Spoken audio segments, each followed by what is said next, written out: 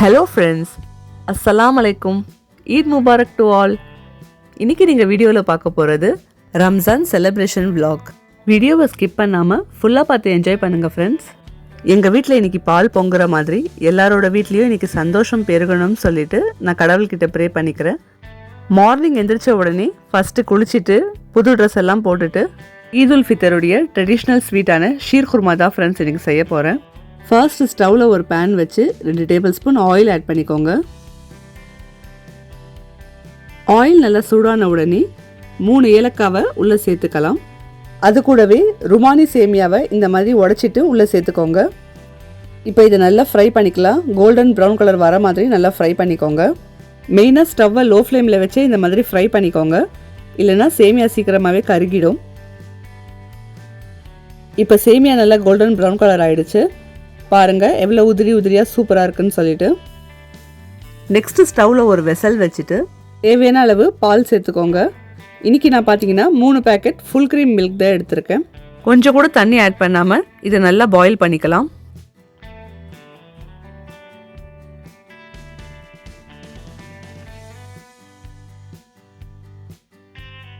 இப்போ மில்க் நல்லா பாயில் ஆகிடுச்சு. இப்போ ஒரு கரண்டி வச்சு இதை கிளறி விட்டு இந்த பாலை இன்னும் கொஞ்சம் திக் பண்ணிக்கலாம்.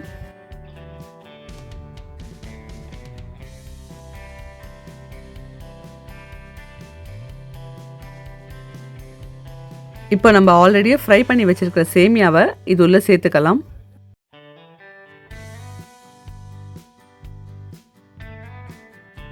இப்போ ஒரு 2 மினிட்ஸ்க்கு இதை நல்லா மிக்ஸ் பண்ணி விடுங்க. பால்லையே சேமியா வந்து நல்லா வேகணும்.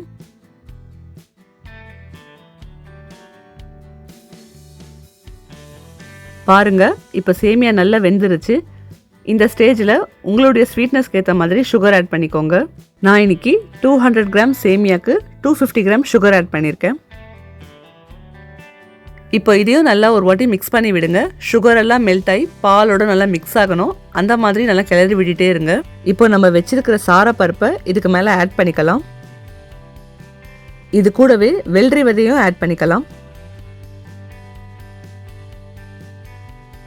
இப்போ குட்டி குட்டியாக கட் பண்ணி வச்சிருக்கிற பாதாமியும் உள்ளே சேர்த்துக்கலாம்.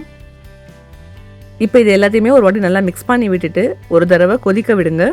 இதுக்கு மேலே கேஷ்யூஸை ஆட் பண்ணி அவ்வளோதான், ஸ்டவ்வை ஆஃப் பண்ணிவிடுங்க. நம்மளுடைய ஷீர் குர்மா இப்போ ரெடி ஆகிடுச்சு. நெக்ஸ்ட்டு நான் மட்டன் குர்மா செய்கிறதுக்காக ஆனியனை பீல் பண்ணிவிட்டு நல்லா ஃபைனாக சாப் பண்ணிக்கிட்டேன். ஆனியன் எல்லாமே கட் பண்ணிவிட்டேன். இப்போ மட்டன் குர்மா செய்கிறதுக்காக ஸ்டவ்வில் ஒரு குக்கர் வச்சு தேவையான அளவு ஆயில் சேர்த்துட்டேன். ஆயில் நல்லா ஹீட்டான உடனே பட்டை, லவங்கம், ஏலக்காய் இது எல்லாமே ஆட் பண்ணிக்கிட்டேன். இது கூடவே கட் பண்ணி வச்ச ஆனியன்ஸையும் உள்ளே ஆட் பண்ணிக்கிட்டேன். வெங்காயம் சீக்கிரம் வதங்குறதுக்காக ஒரு டேபிள் ஸ்பூன் சால்ட் ஆட் பண்ணிக்கிறேன். வெங்காயம் நல்லா பொன்னிறமாகிற வரைக்கும் வதக்கிக்கலாம்.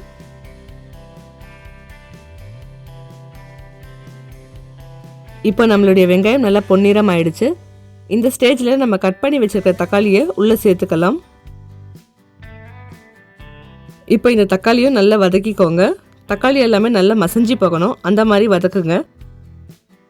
இப்போ 2 டேபிள் ஸ்பூன் இஞ்சி பூண்டு விழுத சேர்த்துக்கோங்க. இப்போ இதையும் நல்லா வதக்கிக்கோங்க. இஞ்சி பூண்டு விழுதுடைய பச்சை வாடை போகணும், அந்த மாதிரி வதக்கிக்கோங்க. இப்போ க்ளீன் பண்ணி வாஷ் பண்ணி வச்சிருக்கிற மட்டனை இது உள்ளே சேர்த்துக்கலாம். இப்போ இது கூடவே 2 டேபிள் ஸ்பூன் வெறும் மிளகாய் தூளை சேர்த்துக்கோங்க. 1 டேபிள் ஸ்பூன் தனியா பவுடரை சேர்த்துக்கோங்க. 4 டேபிள் ஸ்பூன் மஞ்சத்தூளை சேர்த்துக்கோங்க. 1 டேபிள் ஸ்பூன் காஷ்மீரி மிளகாய் தூளை சேர்த்துக்கோங்க. இப்போ இது எல்லாத்தையுமே நல்லா ஒரு வாட்டி மிக்ஸ் பண்ணி விட்டுறலாம். இப்போ 2 பச்சை மிளகாவை இதுக்குள்ளே சேர்த்துக்கலாம். 1 கைப்பிடி அளவு மல்லி இலையை நல்லா குட்டி குட்டியாக கட் பண்ணி சேர்த்துக்கோங்க.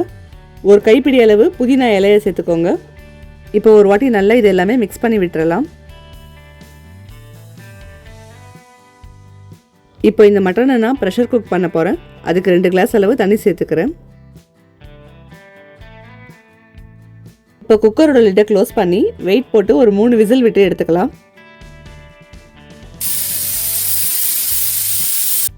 இப்போ 3 விசில் வந்துருச்சு. வாங்க குக்கரோட லிட்டை ஓப்பன் பண்ணி பார்த்துடலாம். இப்போ நம்மளுடைய மட்டன் நல்லாவே வெந்துருச்சு. இந்த ஸ்டேஜில் நம்ம அரைச்சி வச்சிருக்கிற தேங்காவையும் கொஞ்சமாக தயிரையும் உள்ளே சேர்த்துக்கோங்க. இது ரெண்டுத்தையும் ஒரு வாட்டி நல்லா மிக்ஸ் பண்ணி விட்டுட்டு நல்லா கொதிக்க விடுங்க. இப்போ நம்மளுடைய குருமா நல்லா கொதிக்குது. இந்த ஸ்டேஜில் மல்லி இலையை கொஞ்சமாக தூவி விட்டு ஸ்டவ்வை ஆஃப் பண்ணிவிடுங்க. அவ்வளோதான், இப்போ நம்மளுடைய மட்டன் குருமா ரெடி ஆகிடுச்சு. சைடில் இன்னொரு ஸ்டவ்வில் சப்பாத்தி கூட ரெடி பண்ணிட்டோம்.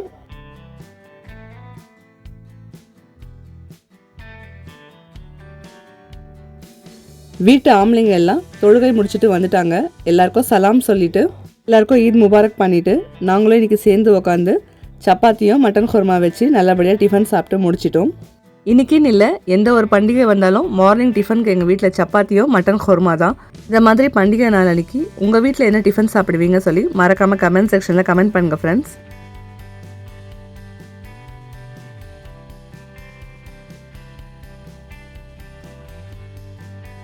எல்லாரும் சாப்பிட்டுட்டே இருந்தாங்க. சடனாக எனக்கு என்னன்னு தெரியல, என் தம்பி ஞாபகம் வந்துருச்சு. ஏன்னா எப்போவுமே பண்டிகைனா அவனும் கூட இருப்பான். இந்த வாட்டி அவன் ஹைதராபாத்தில் செலிப்ரேட் பண்ணுறேன்னு சொல்லிட்டான்.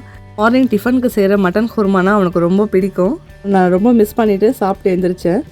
சாப்பிட்டதுக்கப்புறமா அம்மா ஷீர் குருமா போட்டு கொடுத்தாங்க. அதுவும் ரொம்ப சூப்பராகவே இருந்தது. நெக்ஸ்ட்டு லஞ்சுக்கு சிக்கன் பிரியாணி ரெடி பண்ணுறதுக்காக நானும் அப்பாவும் சேர்ந்து சமைக்க ஆரம்பிச்சிட்டோம். ஸ்டவ்வில் ஒரு பாத்திரம் வச்சு தேவையான அளவு ஆயில் சேர்த்துட்டு ஸ்பைசஸ் எல்லாமே ஆட் பண்ணிவிட்டு கட் பண்ணி வச்சுருக்கிற வெங்காயத்தையும் உள்ளே சேர்த்து நல்லா சாட்டே பண்ணிகிட்டே இருந்தேன்.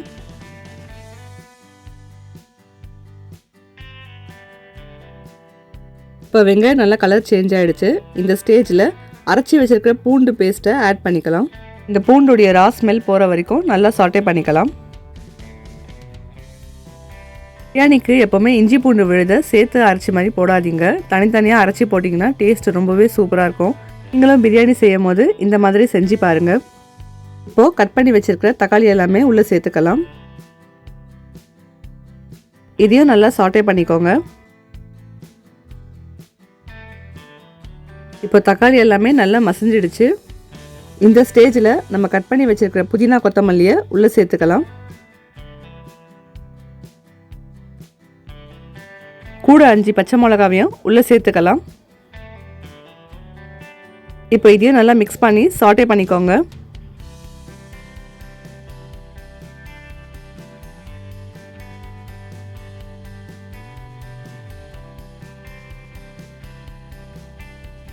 இப்போ ஒரு பாக்கெட் காஷ்மீரி மிளகாய் தூளை இது உள்ள சேர்த்துக்க போகிறேன்.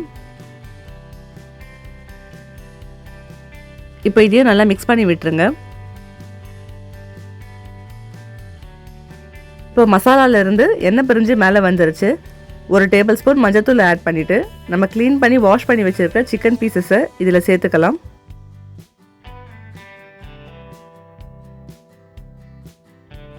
எல்லாத்தையும் ஒரு வாட்டி நல்லா மிக்ஸ் பண்ணி விட்டுடலாம்.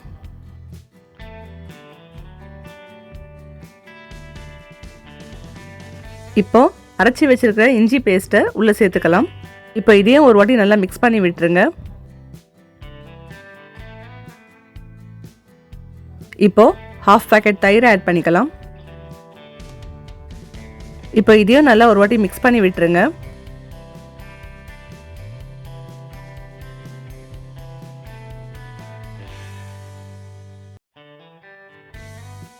இப்போ இந்த சிக்கன் வேகிறதுக்கு கொஞ்சமாக தண்ணி ஆட் பண்ணிக்கிறேன். மூடி போட்டு க்ளோஸ் பண்ணிடலாம். ஒரு 5 மினிட்ஸ் கழிச்சு ஓப்பன் பண்ணி பார்க்கலாம். ஒரு வாட்டி நல்லா இதை மிக்ஸ் பண்ணி விட்டுறலாம். சிக்கன் வேகிற வரைக்கும் நம்ம இன்னொரு அடுப்பில் ரைஸை வந்து ஹாஃப் குக் பண்ணி கொண்டு வந்துடலாம்.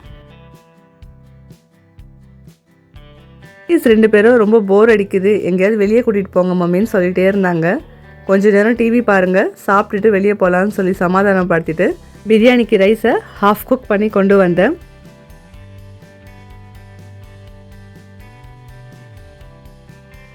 செஞ்சு வச்ச பிரியாணி மசாலாவில் ஹாஃப் குக் பண்ண ரைஸை கொஞ்சம் கொஞ்சமாக ஆட் பண்ணிட்டோம்.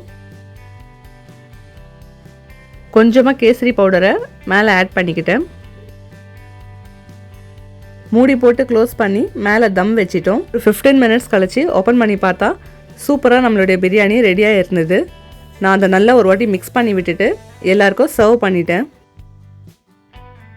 நாங்கள் ஃபேமிலியோடு சேர்ந்து உட்காந்து எல்லாரும் அன்றைக்கி லஞ்ச் சாப்பிட்டு முடிச்சுட்டு அப்படியே நான் வீட்டுக்கும் கிளம்பிட்டேன்.